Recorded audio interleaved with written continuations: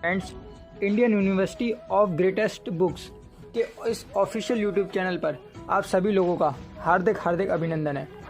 दोस्तों, आज मैं जिस वीडियो की बात करूंगा, जिस बुक की बात करूंगा, उस बुक का नाम है विजुअलाइजेशन।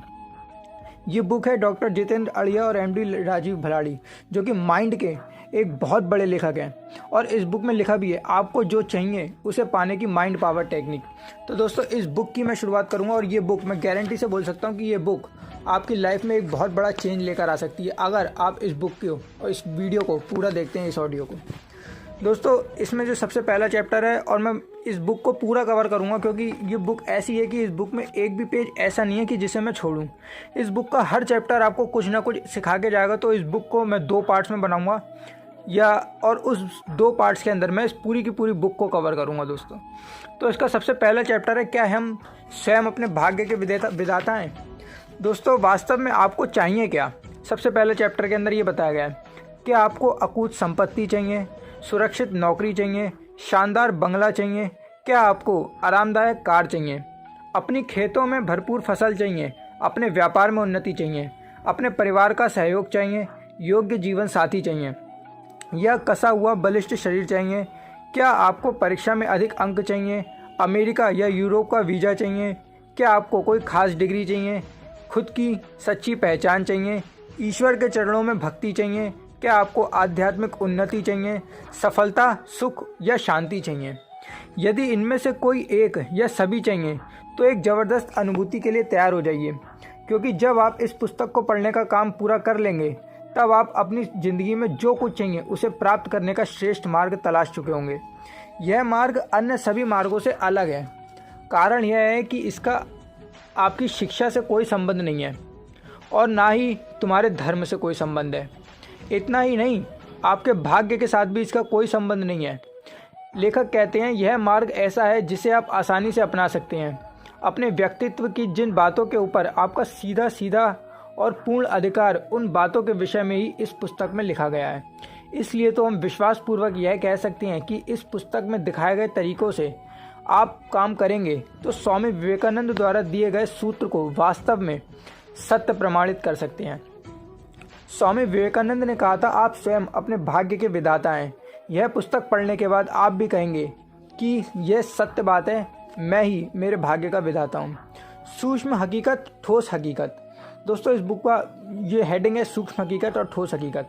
कोई भी मकान वास्तविक भूमि पर आकार लेने से पहले वह मालिक के मन में आकार बना लेता है। मकान मालिक अपने आर्किटेक्ट के साथ मिलकर मन में रहे मकान के विचार को कोरे कागज पर उतारता है। आर्किटेक्ट की मदद से इसमें महत्वपूर्ण विशेषताएं आकार लेती हैं। इसके बाद में स्ट्रक्चरल डिज़ाइनर की मदद से स्ट्रक्चर के डिज़ाइन तैयार किए जाते हैं। सिविल इंजीनियर इस डिज़ाइन के अनुसार मकान का वास्तविक आकार व रूप देने का कार्य शुरू करता है और फिर कारीगर और मजदूरों के सहयोग से आखिर में धरती पर मकान वास्तविक आकार धारण करता है।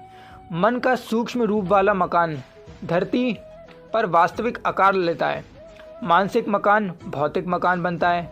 इस संपूर्ण प्रक्रिया में सबसे महत्वपूर्ण यदि कुछ है तो वह है मालिक के मन में अपने स्वयं के मकान के विषय में बने रचे विचार। जिंदगी में भी ऐसा ही होता है। आज की अपनी भौतिक दुनिया अपने मानसिक चित्रों व विचारों का ही परिणाम है। जिंदगी में भी ऐसा ही होता है। आज की जो आपकी दुनिया है वह अपने मानसिक विचारों, चित्रों का परिणाम है। अपनी ज़िंदगी के विषय में हमारे मन में ना जाने, अनजाने या ना जाने में भी जो विचार खड़े किए जाते हैं, वैसी ही ज़िंदगी हम भी जी रहे हैं। यदि आपको अपनी भौतिक दुनिया बदलनी है तो ज़िंदगी के विषय में मन में जो विचार हैं, जो चित्र हैं, सबसे पहले आपको उन्हें बदलना पड़ेगा। लेखक कहते हैं, अपनी मानसिक दुनिया में सुख और समृद्धि के नए चित्र तैयार करना आपके हाथ में है। यह सब कुछ ऐसे कैसे हो सकता है? यह विचार छोड़ें, यह पुस्तक इसलिए है। मानसिक दुनिया में सूक्ष्म रूप से सृजित होता है, भौतिक दुनिया में वही स्थूल रूप से सृजित होता है। दोस्तों, जो इस बुक का दूसरा चैप्टर है वो है विजुअलाइजेशन। विजुअलाइजेशन अर्थात मनोचित्रण। अर्थात हो सकता है कि विजुअलाइजेशन शब्द आपको नया लगे, किंतु विजुअलाइजेशन की प्रक्रिया से आप अनजान नहीं हैं। आप प्रतिदिन विजुअलाइजेशन करते हैं, बचपन से करते आए हैं। विजुअलाइजेशन अर्थात कल्पना, विजुअलाइजेशन अर्थात मनोचित्रण करना। किसी भी वस्तु अथवा घटना का मन में चित्र तैयार करना माने विजुअलाइजेशन करना है। विजुअलाइजेशन को कल्पना करना भी कहा जा सकता है, अर्थात विजुअलाइजेशन करना माने कल्पना करना। विजुअलाइजेशन के रूप में पहचानी जाने वाली कल्पना की यह प्रक्रिया अधिकांशतः कहाँ देखने को मिलती है? अधिकतर कैसे लोग विजुअलाइजेशन करते हैं, आओ देखते हैं। जहाँ सर्वप्रथम उन लोगों की बात करते हैं जिनके लिए विजुअलाइजेशन उनके काम का मुख्य आधार है। शिल्पकार। कोई शिल्पकार जब ऊबड़ खाबड़ औड़े तोड़े आकार वाले पत्थर पर नज़र डालता है तो उसके मन में एक मूर्ति आकार लेने लगती है।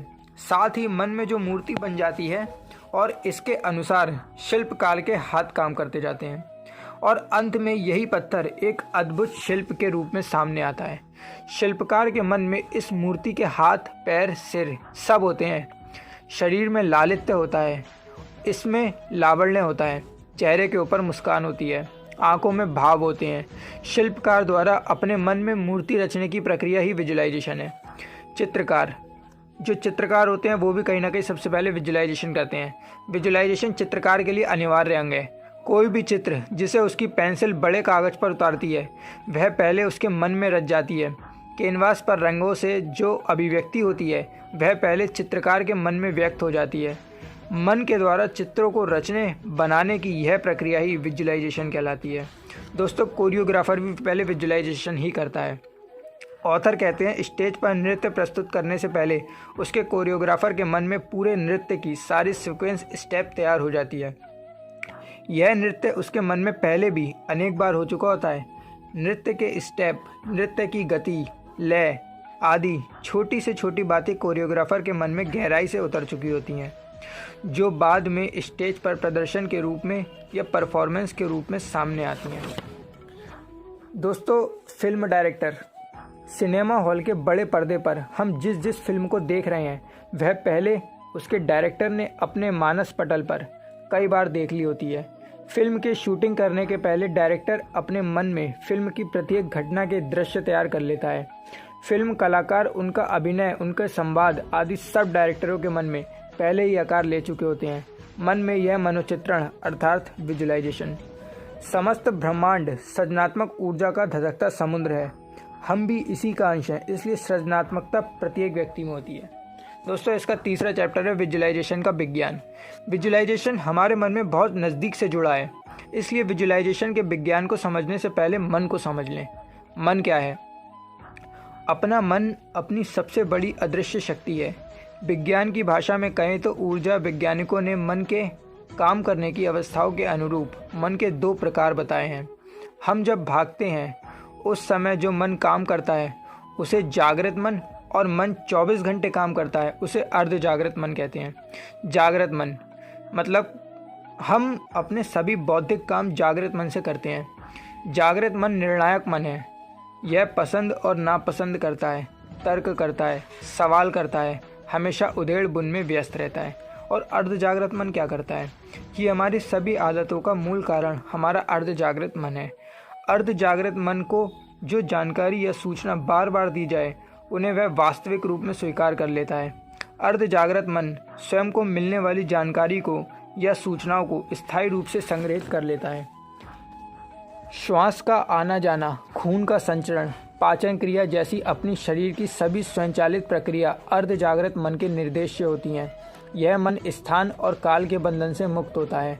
आपका अर्ध जागृत मन आपकी भावनाओं को प्रभावित करता है। अर्ध जागृत मन अपना सृजनात्मक मन है। अर्ध जागृत मन की शक्ति। अर्ध जागृत मन अपनी जागृत मन की तुलना में कई गुना शक्तिशाली है, क्योंकि इसमें हमारे संजोगों के सृजन की क्षमता है। अभी तक के हमारे संजोग अर्ध जागृत मन द्वारा ही उपलब्ध कराए गए हैं। अब आप प्रश्न करेंगे कि यह किस तरह हो सकता है? आइए इसका जवाब जान लें। संजोगों को सृजन किस तरह होता है? हमें चाहे अच्छे लगने वाले संजोग या बुरे लगने वाले अवसर हों, उनका सृजन किस तरह होता है? इस प्रक्रिया को स्टेप बाय स्टेप समझते हैं। संजोगों का सृजन। स्टेप 1, हमारे आसपास हम जो कुछ सोचते हैं उनके चित्र हमारे अर्ध जागृत मन में छप जाते हैं। जो कुछ सुनते हैं उन वाक्यों तथा शब्दों के चित्र भी बनते हैं और अर्ध जागृत मन के ऊपर छपते हैं। इस तरह अर्ध जागृत मन के पास अच्छे बुरे चित्रों को पहचानने का काम जाने अनजाने हम सतत करते रहते हैं। स्टेप 2, अर्ध जागृत मन चित्र के रूप में बार बार मिलने वाली सत्य असत्य जानकारियों को स्वीकार कर लेता है और उन्हें वास्तविक समझने लगता है। स्टेप 3, वास्तविक रूप में स्वीकार की गई यह सचना अपना अर्ध जागृत मन स्थायी रूप से संग्रह करके रखता है।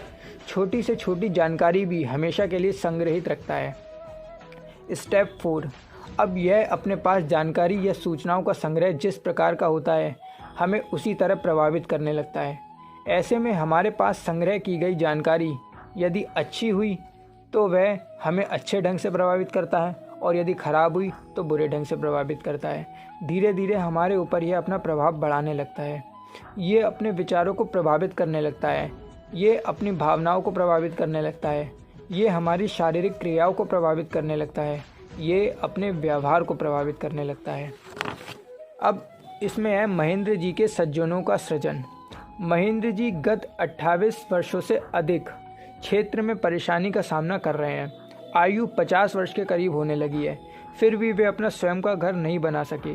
यहाँ तक तो ठीक है, किंतु छोटे धंधे की कम आय के कारण परिवार का पालन पोषण भी सही ढंग से नहीं कर पा रहे हैं। उनकी ज़िंदगी में ऐसे अवसर किस तरह पैदा हुए, यह जानने के लिए स्टेप बाय स्टेप समझते हैं। स्टेप 1, अनेक वर्षों से महेंद्र जी अपने आसपास की मंदी, गरीबी और संघर्ष को देखते आए हैं। इन संघर्षों के चित्र उनके अर्ध जागृत मन में छपते रहे।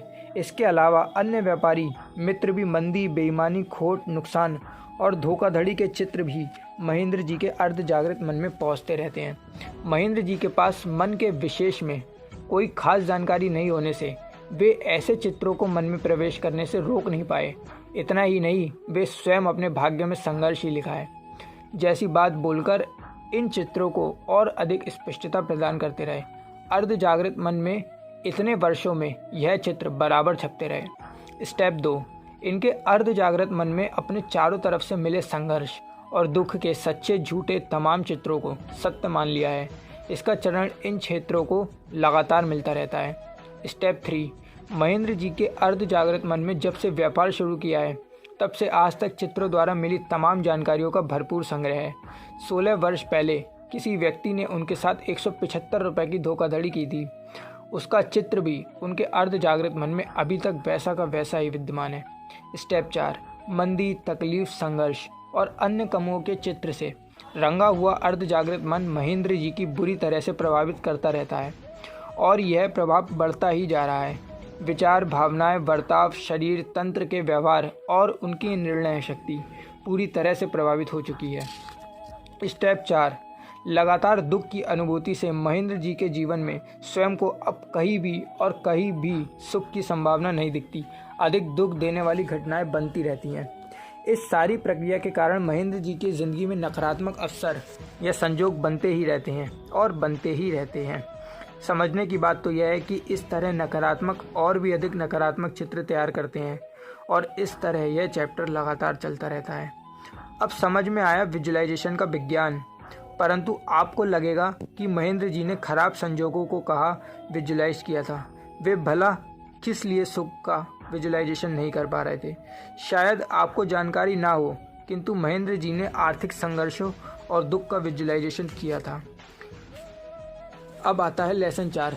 विजुअलाइजेशन जो होता है दोस्तों अनजाने में होता है। बुक के ऑथर कहते हैं आपकी बात सही है, किसी को भी नकारात्मक विजुअलाइजेशन करना अच्छा नहीं लगता, किंतु इसके बावजूद भी यह हो जाता है। अनजाने में ही सही, लेकिन यह होता है। हम कब अनजाने में विजुअलाइजेशन करते हैं? हम भी अनजाने में विजुअलाइजेशन करते हैं। क्या आपको इसकी जानकारी है? कब? आइए जानते हैं कि हम अपनी कई गतिविधियों या क्रियाओं के दौरान अनजाने में ही विजुअलाइजेशन करते रहते हैं। जब हम कोई वर्णन सुनते हैं तब, यूरोप से भ्रमण कर आए मित्र जब लंदन का वर्णन करते हैं तब आपकी आंखें अपने मित्र को देखती रहती हैं। मन में लंदन शहर का संपूर्ण चित्र उभर जाता है। यही अनजाने में हुआ विजुअलाइजेशन है। ऐसे समय में ऐसा लगता है जैसे हम स्वयं लंदन में घूम रहे हैं। जब कुछ याद करते हैं तब, जब हम यह याद करते हैं कि मुश्किल भरे समय में हमें कितना कठिन संघर्ष करना पड़ा था, तब हम अनजाने में ही संघर्ष का विजुअलाइजेशन करने लगते हैं। बचपन की अक्खड़ मौज मस्ती की जब हम याद करते हैं, अनजाने में ही सुख का विजुअलाइजेशन होने लगता है। जब हम कुछ बातें बनाते हैं तब, जब हम कुछ बातें बनाते हैं दोस्तों तब क्या होता है। बुक के ऑथर कहते हैं किसी को समझाने के लिए अथवा अन्य किसी लाभ के लिए जब हम सकारात्मक या नकारात्मक बात बनाते हैं तब हम अनजाने में ही विजुअलाइजेशन करते हैं, जो नकारात्मक हो सकता है या सकारात्मक हो सकता है। जब हम कोई विनती करते हैं तब, जब हम अपनी खुद की या सार्वजनिक समस्याओं के बारे में किसी के समक्ष फरियाद करते हैं तब हमारी मन में अनजाने में ही विजुअलाइजेशन होने लगता है। उदाहरणार्थ, जब पहले जैसा याद नहीं रहता, इस गर्मी से तौबा, ट्रैफिक का तो ज़बरदस्त सीन है, यह शहर बिल्कुल भी अच्छा नहीं लगता। इस प्रकार का अनजाने में होने वाला विजुअलाइजेशन अधिकतर नकारात्मक होता है। दोस्तों, अल्बर्ट आइंस्टीन जो इतने बड़े वो कहते हैं कल्पना ज्ञान की अपेक्षा अधिक महत्वपूर्ण है। ये बात अल्बर्ट आइंस्टीन कहते हैं। इस बुक का दोस्तों जो 5वां चैप्टर है वो है जागृति पूर्वक विजुअलाइजेशन। नकारात्मक चित्रों के नागपाश से छूटने का निर्णय करना आंतरिक क्रांति की तरफ उठाया गया पहला कदम है, और जो परिस्थितियां विजुअलाइजेशन करने का निर्णय आपके संजोगों को बदलने की तैयारी की और संकेत करता है। क्या आप अपने संजोगों को बदलने को तैयार हैं? तो मानसिक चित्रों को बदलने का काम शुरू कर दो, जागृति पूर्वक विजुअलाइजेशन शुरू कर दो। किंतु इसके पहले नीचे दर्शाए गए 5 नियमों को हमेशा के लिए अपने मन में अच्छी तरह से उतार लें। मेरा अर्ध जागृत मन सर्वशक्तिमान है, इसको मिलने वाले तमाम चित्रों को यह स्वीकार करता है, इन सभी चित्रों को यह सत्य मानता है। यह जिन चित्रों को सत्य मानता है वैसे ही संजोगों का निर्माण करता है। मेरे अर्ध जागृत मन को चित्र भेजने का अधिकार केवल मेरे हाथ में है। जागृति पूर्वक विजुअलाइजेशन करने से जैसा चाहोगे वैसे ही संजोगों का निर्माण होता है। अपने सुख दुख को रिमोट कंट्रोल अपने ही हाथ में रहता है। मैं आज़ाद हूँ, ऐसी अनुभूति होती है। समस्याओं के समाधान के लिए गलत जगह पर लगने वाले समय, शक्ति और धन की बचत होती है। ईश्वर द्वारा प्रदान की गई कल्पना नाम की शक्ति उपयोग करने में आती है। और हाँ, विजुअलाइजेशन कोई नई बात नहीं है, यह तो युगों युगों से चली आ रही है। बीते कल की कल्पना, आज की हकीकत। विजुअलाइजेशन का विज्ञान नया कहा है। ये रहे इसके उदाहरण। राइट बंधुओं की कल्पना ने आकाश में उड़ने वाले विमानों को जन्म दिया। महात्मा गांधी की कल्पना ने आज़ादी को जन्म दिया। जॉर्ज ईस्टमैन की कल्पना ने रंगीन फिल्मों को जन्म दिया। योगी जी महाराज की कल्पना ने दिल्ली के अक्षरधाम मंदिर को जन्म दिया। ग्रैहम बेल की कल्पना ने टेलीफोन को जन्म दिया। शाहजहाँ की कल्पना ने ताजमहल को जन्म दिया। बिल गेट्स की कल्पना ने माइक्रोसॉफ्ट को जन्म दिया। धीरूभाई अंबानी की कल्पना ने रिलायंस को जन्म दिया। गत वर्ष की हमारी एक कल्पना इस पुस्तक को जन्म दे रही है। धर्म अध्यात्म के क्षेत्र में विजुअलाइजेशन, ये दोस्तों चैप्टर 6 है। और इसमें ऑथर कहते हैं दुनिया के अधिकांश धर्मों ने विजुअलाइजेशन का अलग अलग ढंग से वर्णन किया है। हिंदू और जैन परंपरा के शास्त्रों में भी विजुअलाइजेशन की बात का प्रतीक के रूप में उल्लेख हुआ है। यदि आप गीता और बाइबल का अध्ययन करोगे तो भी विजुअलाइजेशन की अद्भुत शक्ति से अच्छी तरह से परिचित हो जाओगे। भक्ति में विजुअलाइजेशन, बंद आंखों से हरि को देखूं, हरि का तेज अपार, जैसे पथ से हरि के सदृश्य चित्र उभारता है। भजन, कीर्तन, सत्संग आदि मन में सकारात्मक चित्र बनाते हैं। कथा या रासलीला के वर्णन प्रभु की लीला का दृश्य आंखों के सामने उपस्थित कर देते हैं। बच्चों को धार्मिक कहानियों को सुनाने के कारण बच्चों के मन में धार्मिक चित्र तैयार करना है। सभी व्रत कथाएं उसके सुनने वाले या पढ़ने वाले सभी व्यक्ति के मन में देवी देवताओं के चित्र आंखों के सामने ला देते हैं। बार बार बनते यह चित्र व्यक्ति के अर्ध जागृत मन में छप जाते हैं, जो स्वयं के मन में भी ऐसे ही परिणाम मिलेंगे, इस तरह की आशा जगाते हैं। व्रत कथा के अंत में आपने शायद सुना हुआ, जो लाभ प्रभाविती को मिला है वैसा ही सभी को मिले। मानस पूजा, जो व्यक्ति मानस पूजा करते हैं वे भी अद्भुत विजुअलाइजेशन करते हैं। अपने इष्ट देव की मूर्ति को बंद आंखें कर अपने मन में साकार कर इसको पंचामृत से स्नान कराने लगते हैं। जल का अभिषेक करते हैं, अबीर गुलाल चढ़ाते हैं। यह मानसिक क्रिया विजुअलाइजेशन ही है।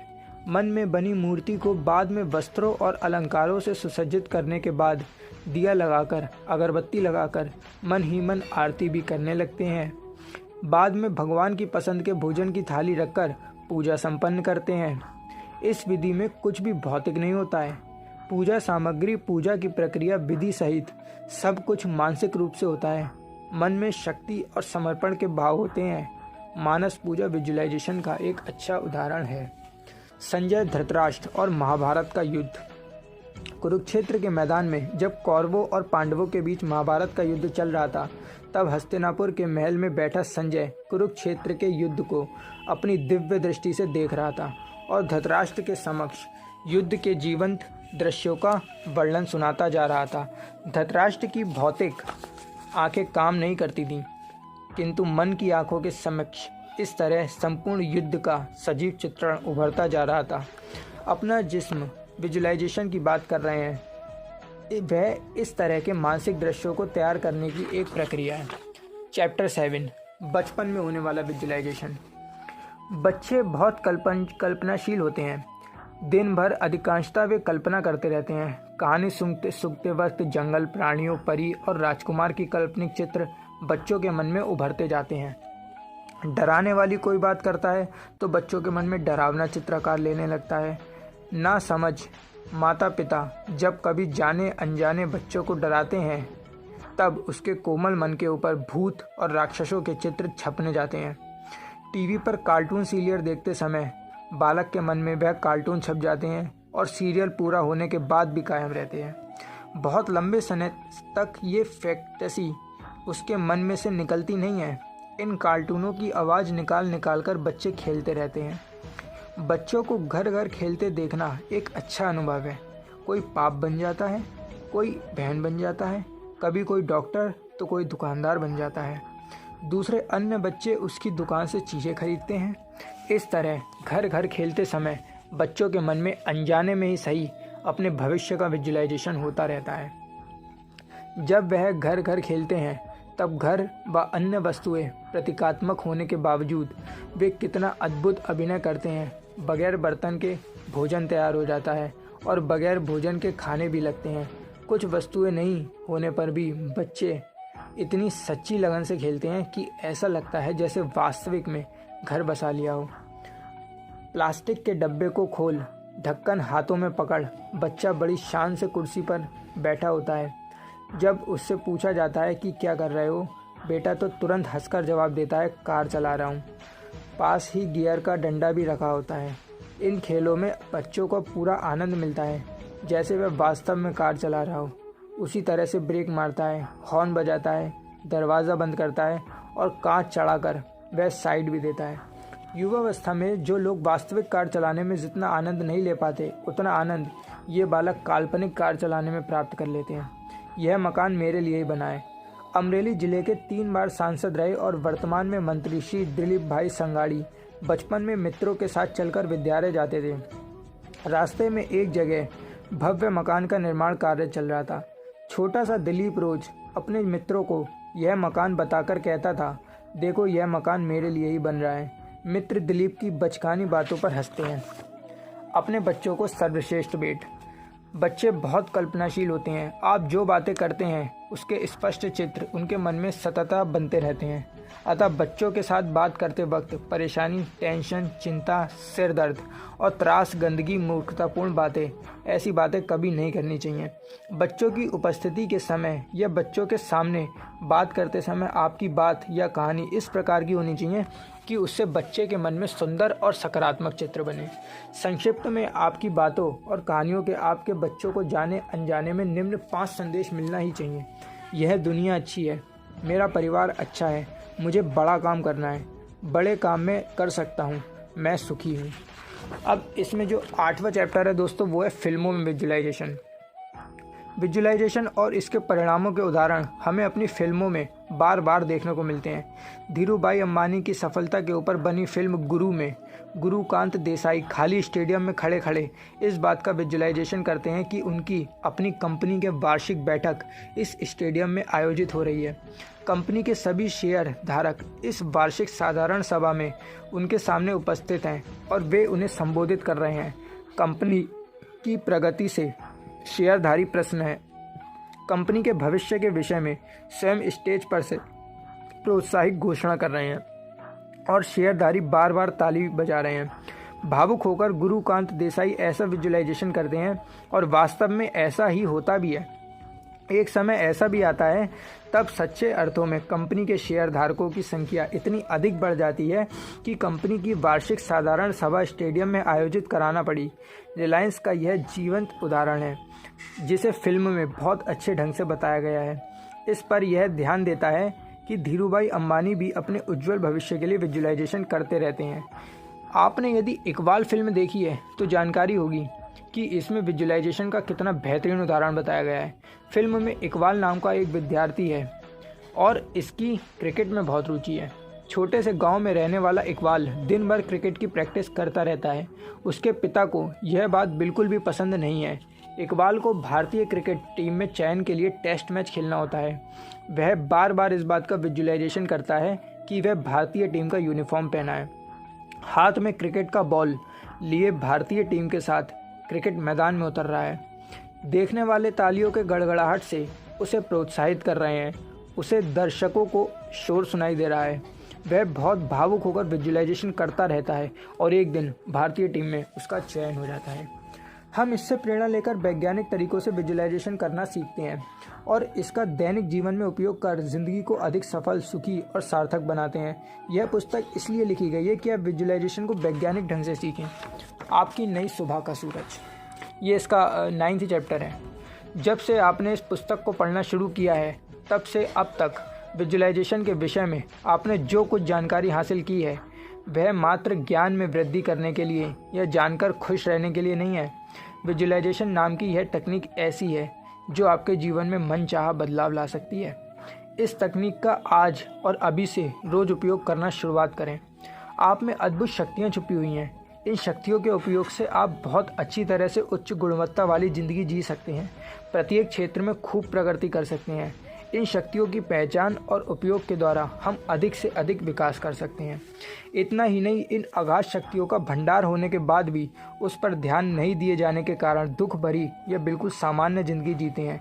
हमारी पुस्तक मन और जीवन में समझाया गया है कि हमारा अर्ध जागृत मन अत्यधिक उपजाऊ भूमि जैसा है और जो बीज मिलता है उसे वही उगाती है। बीज आम का हो या बबूल का, यह देखने का काम जमीन का नहीं है, यह तो केवल उगाना जानता है। सोमवार से शनिवार तक बबूल की बोवनी करना और रविवार को भगवान के मंदिर में आम की मांग करना कोई समझदारी नहीं है। अपने सर्वोच्च विकास के लिए आवश्यक सभी धन और सामग्री हमारे अंदर ही रख दी गई हैं।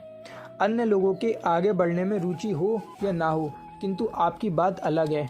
अन्य लोग जब रोज़ की झंझटों में उलझे हैं तब आप यह पुस्तक पढ़ रहे हो, यह वीडियो देख रहे हो, जो इस बात को दर्शाता है कि आप अपनी आंतरिक शक्तियों को लेकर जागृत हैं और ज़िंदगी को अधिकतम सुंदर बनाने के लिए कुछ भी करने को तैयार हैं। विजुअलाइजेशन तकनीक का उपयोग कहाँ और कब किया जा सकता है? समस्या से बाहर निकलने के लिए अथवा सुखी जीवन को और अधिक सुखी बनाने के लिए? आइए दोनों के विषय में बात करें। समस्याओं से बाहर निकलने के लिए रोजाना की उठा बैठक में छोटी बड़ी दोनों तरह की समस्याएं आती रहती हैं। इनमें से बाहर निकलने के लिए आप विजुअलाइजेशन कर उपयोग कर सकते हैं। ये समस्याएं जिस प्रकार की हो सकती हैं वह जान लें, जिससे आपको प्रत्येक का विस्तृत रूप से ध्यान आए। ब्लड प्रेशर घटता जा रहा है, नॉर्मल नहीं होता। मेरे पति मुझे बात बात में डांटने लगते हैं। मैं अपने ग्राहक को बराबर समझा नहीं सकता। मुझे अच्छे अंक चाहिए किंतु पढ़ने में रुचि नहीं है। उधारी के रुपए वापस नहीं मिलते। जैसी नौकरी चाहिए वैसी कब मिलेगी? पिताजी समझते क्यों नहीं? रात देर तक नींद आती नहीं, सुबह जल्दी उठा जाता नहीं। बहुत प्रयत्न किए पर यह आदत छूटती नहीं। जैसा जीवन साथी चाहिए वैसा मिलता नहीं। कार खरीद सकूं इतनी आय नहीं। काम में रुचि नहीं रहती, काम आधा रह जाता है, बाद में तनाव पड़ता है। चाहे जितना प्रयास कर लें वजन घटता ही नहीं। स्वयं को मकान खरीदने के लिए पैसों की व्यवस्था नहीं होती। मेरी पत्नी कुछ भी नहीं समझती। प्रतियोगिता के कारण अधिक काम करना पड़ता है। तैयार किए गए उत्तर परीक्षा के समय भूल जाते हैं। काम के हिसाब से दाम या पैसे नहीं मिलते। बेचैनी, गैस, एसिडिटी की तकलीफ़ रहती है। मेरे घर के किसी को भी मेरी कदर नहीं होती। स्टाफ के लोगों का सहयोग नहीं मिलता। गणित मुझे बहुत कठिन और अरुचिकर लगता है। परीक्षा में क्या होगा? पैसे की हमेशा तंगी रहती है आदि। इसके अलावा भी दैनिक जीवन में जो समस्याएं आपके ध्यान में आती हैं उसके निवारण के लिए विजुअलाइजेशन किया जा सकता है। समस्या चाहे कितनी भी विकराल हो, चिंता करने की बिल्कुल भी आवश्यकता नहीं है। विजुअलाइजेशन इन समस्याओं से बाहर आने में आपकी सहायता करेगा। सुखी जीवन को और अधिक समृद्धि बनाना। आप सभी तरह से सुखी हो, फिर भी विजुअलाइजेशन ऐसा है जो आपके लिए उपयोगी हो सकता है। सबसे पहले किस तरह? विजुअलाइजेशन इन संभावनाओं को उजागर कर बाहर लाकर अपना लक्ष्य पूर्ण करने में या प्राप्त करने में आपके लिए बहुत उपयोगी रहता है। आरामदायक जीवन जीने के लिए, अपने व्यवसाय में दिन रात चौगुनी उन्नति करने के लिए, आध्यात्मिक उन्नति प्राप्त करने के लिए। रात चाहे कितनी भी अंधेरी क्यों ना हो, सुबह का सूरज उसके लिए एक सुनहरा अवसर लेकर आता है। आपकी ज़िंदगी को नवीन दिशा देने के साथ ही साथ यह साधन भी उपलब्ध कराता है, और वह साधन विजुअलाइजेशन है। इन साधन का उपयोग आपको करना है। सही ढंग से उपयोग करोगे तो परिणाम मिलेंगे ही। हम यह इसलिए जानते हैं कि विजुअलाइजेशन के परिणामों का बार बार अनुभव करते हैं।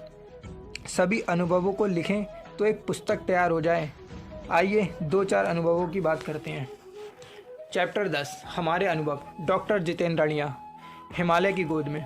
जब मैं 10वीं कक्षा में पढ़ता था उस समय राजकोट की ग्रेसफील्ड टॉकीज में हिमालय की गोद में फिल्म देखी थी। इस फिल्म में मनोज कुमार डॉक्टर की भूमिका निभाते हैं और कश्मीर के एक छोटे से गांव में दरवाज़ा खोलते हैं। उनकी सुखी ज़िंदगी फिल्म में भी दिखाई गई है। इस फिल्म में डॉक्टर की प्रेमिका और बाद में पत्नी की भूमिका माला सिंह ने निभाई है, जो उस समय की मेरी पसंदीदा हीरोइन थी। इस फिल्म में मनोज कुमार की ज़िंदगी की इतनी अच्छी तरह से प्रस्तुति हुई है कि मैं उससे प्रभावित हो गया। इसी मुगंदावस्था में अनजाने में ही विजुअलाइजेशन करने लगा कि मैं भी ऐसी ही ज़िंदगी जी रहा हूँ। इसी कारण मुझ में डॉक्टर बनने की इच्छा पैदा हुई। मुझ में प्रेरणा का झरना शुरू हुआ।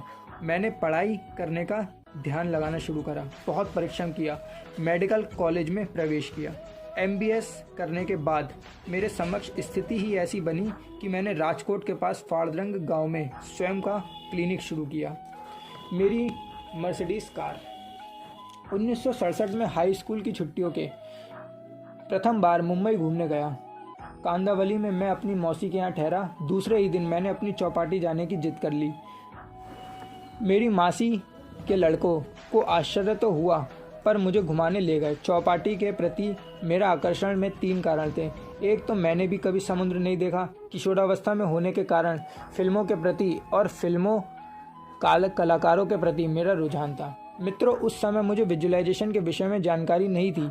उस समय अनजाने में किया गया विजुअलाइजेशन यदि इस तरह के परिणाम दे सकता है तो व्यवस्थित रूप से विजुअलाइजेशन सीखकर कितने अधिक परिणाम प्राप्त किए जा सकते हैं।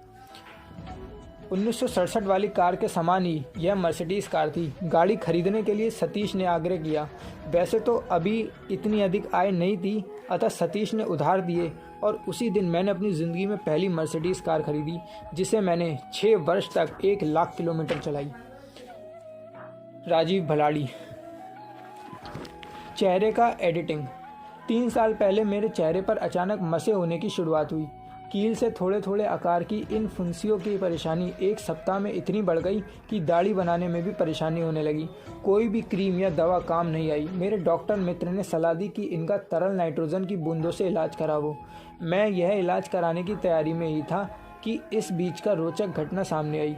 ऐसे तो मैंने अनगिनत विजुअलाइजेशन किए हैं और उनके परिणाम भी प्राप्त किए हैं। विजुअलाइजेशन मेरी दैनिक गतिविधि का एक भाग बन चुका है और अनुभव के आधार पर यह पूर्ण विश्वास के साथ कह सकता है कि यदि हम श्रद्धापूर्वक किसी घटना का मन में सृजन करते हैं तो यह घटना बाहर की दुनिया में भी आकार लेने लगती है।